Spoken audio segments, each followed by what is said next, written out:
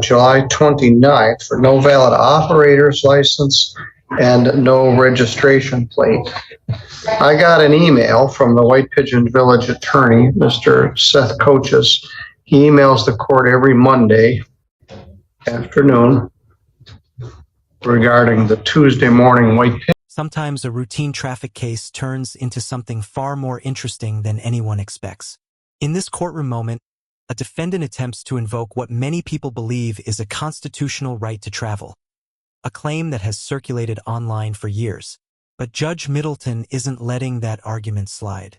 Instead, he delivers a blunt explanation that stops the conversation cold and exposes the difference between legal myths and actual law. What begins as a simple charge for driving without a valid license and an improper plate quickly becomes a lesson in courtroom reality. The judge even offers the defendant a deal that could save money, avoid license points, and keep the record cleaner. But the real question is this: will the defendant accept the court's logic, or keep pushing the argument that got him here in the first place? Let's step into the courtroom and watch how this unfolds. Cases, and it's very helpful. So let's talk about this. The charge, no valid operator's license, is a misdemeanor. It's punishable by up to 90 days in jail and a fine of up to $100. Carries 2 points on your driver's license and goes on your driving record. You're also charged with having an improper registration plate, which is a civil infraction that carries a $120 fine. Mr. Coaches emailed me yesterday, and he's willing to dismiss both of these charges for a plea to a lesser charge. That one is a kind of a strange charge. It carries no points. It doesn't go on your driving record, and it won't affect your ability to continue to work on getting your driver's license. By up to 90 days in jail and a fine of up to $100. The normal fine is $100 plus costs. The other charges would be dismissed. The public defender, Mr. Keith Stickley, has joined us. He's available for any consultation for anyone if needed. But Mr. Coaches, the White Pigeon Village attorney, has agreed to save you $120 by dismissing the other ticket and 2 points and putting this on your driving record if you plead to allowing another to violate the motor vehicle code. Are you willing to plead to that lesser charge? Can you a better definition of Sure. this? It is a little confusing. The charge you're charged with is not having a valid operator's license. That's a misdemeanor. It carries 2 points and it goes on your driving record. Let's take a look at your driving record. Well, I'm practicing under the constitutional right to travel. Your license is expired. You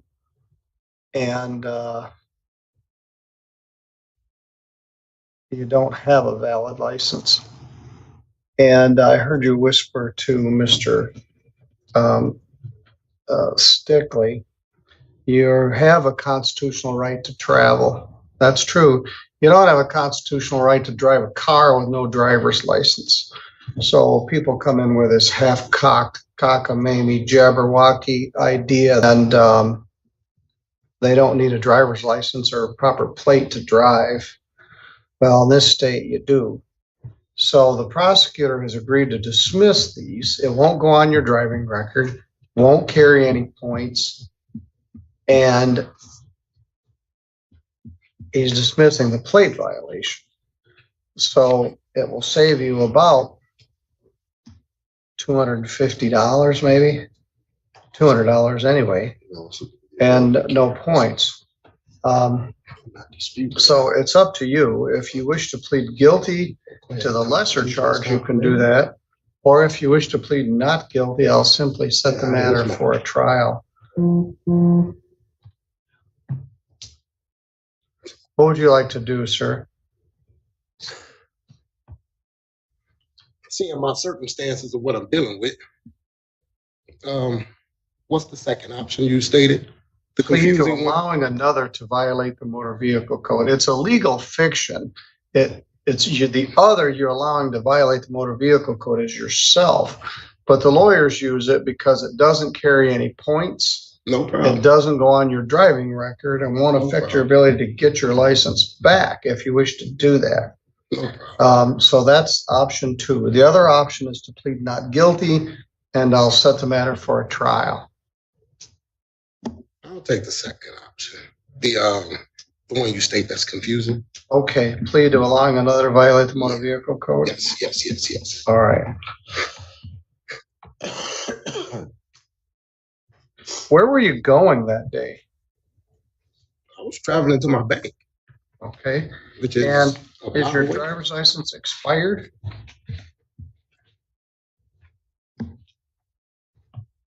I don't have a license. All right, that's good enough. Now, you had a driver bring you today? Yes. Very good. Well, this will save you $120 off of that.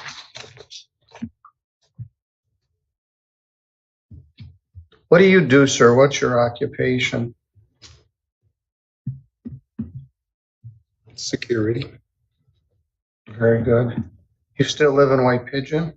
Yes. White Pigeon's a little town. If they see you driving, they'll pull you over again. Just a word of caution.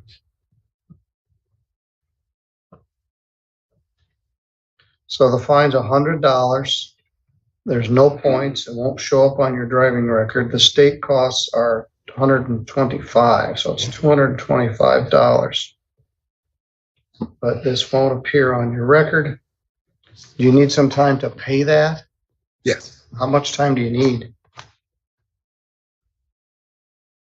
It could be Friday. Oh, I'll give you more time than that. Can you pay it by October 5th? Certainly.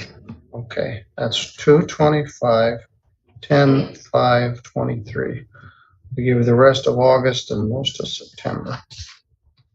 All right, sir, you're good to go. Priscilla, I'm gonna need your help. I've got at least one interpreter case. Right. Just been advised. Okay, and Frank's no help.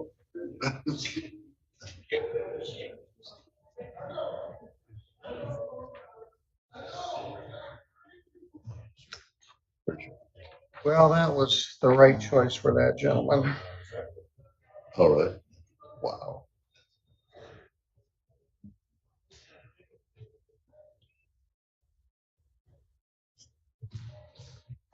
Mr. George, let's take care of your cases. You have to be 2 places at once? Yes, sir. Where's the other place? Next door. He can just wait.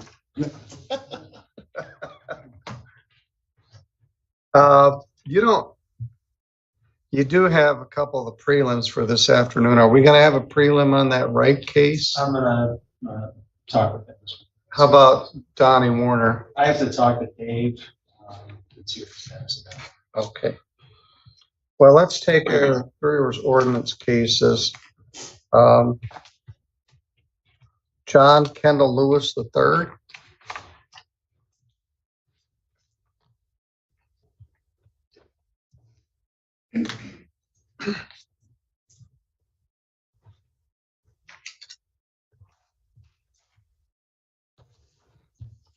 Good morning, sir. Good morning. I like your shirt. Thank you.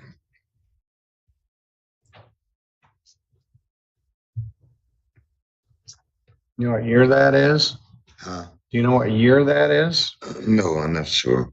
I'm saying about 1962. It was way for my time.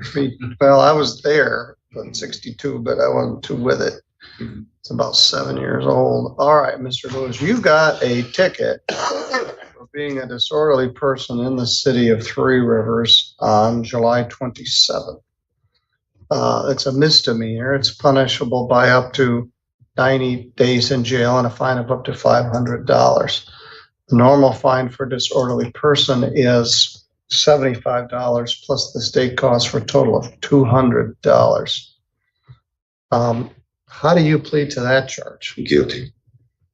All right, were you in the city of Three Rivers that Yes. day? Yes. Tim, was this a public urination case? Your Honor, I didn't have it on my calendar for today. Tell me what happened. I ended up drinking a little bit too much at a party, and yeah, we tried to walk home, but didn't make it. All right. Where's Winterwood Lane? Near the new high school, looking past, like going towards Ash Road. I'm not familiar with it. They just building the houses out there. Okay. All right. I'll accept your plea. Sometimes when you do a dumb thing, the best thing is just accept responsibility for it and move on. Now, you were at South Main and 4th Street. What were you doing over that direction? I was coming from over by a friend's house. This moment right here highlights something viewers often misunderstand about traffic law. The judge carefully explains the difference between driving and traveling, a distinction that has become a popular argument in certain online circles. The claim usually goes like this. People say the Constitution gives them the right to travel, meaning they believe they don't need a driver's license to operate a vehicle. But legally, that argument doesn't hold up in court. Yes, people have a general constitutional freedom to move between places. However, operating a motor vehicle on public roads is regulated by state law, which means licensing, registration, and insurance requirements absolutely apply. Notice how the judge also presents a practical option, a lesser charge that carries no license points and won't appear on the driving record. In many courts, this is a way to resolve minor cases efficiently while still holding the defendant accountable. So here's the question for you watching. If the court offers a deal that avoids points and keeps your record clean, would you take it immediately, or would you challenge the system and risk a trial? Where were you walking to? I was trying to go back to the house. That's a pretty long walk. Yeah, that was the plan. I was trying to make it back to the house. Did you spend the night in jail? Yeah, it's been 4 days. 4 days. 4 or 5 days. Let's take a look. Can't tell from what I'm looking at. Did you have another charge? Child support. Okay. You would normally do 4 days for this, but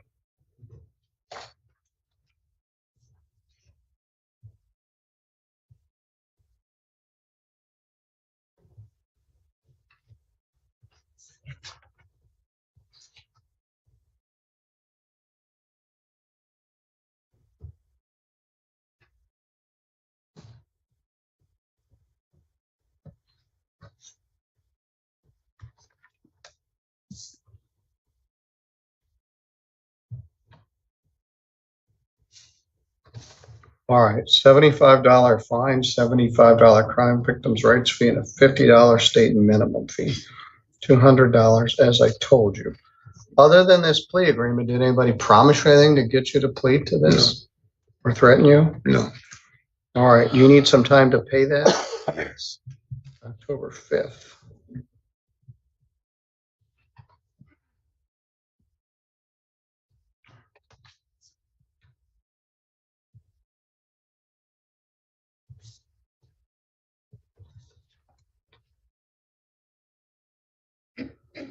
All right, either stay where you're at or get a ride home and you won't end up with this kind of stuff. You're good to go. By the time this courtroom session wraps up, we've seen a fascinating example of how real-world traffic cases actually play out.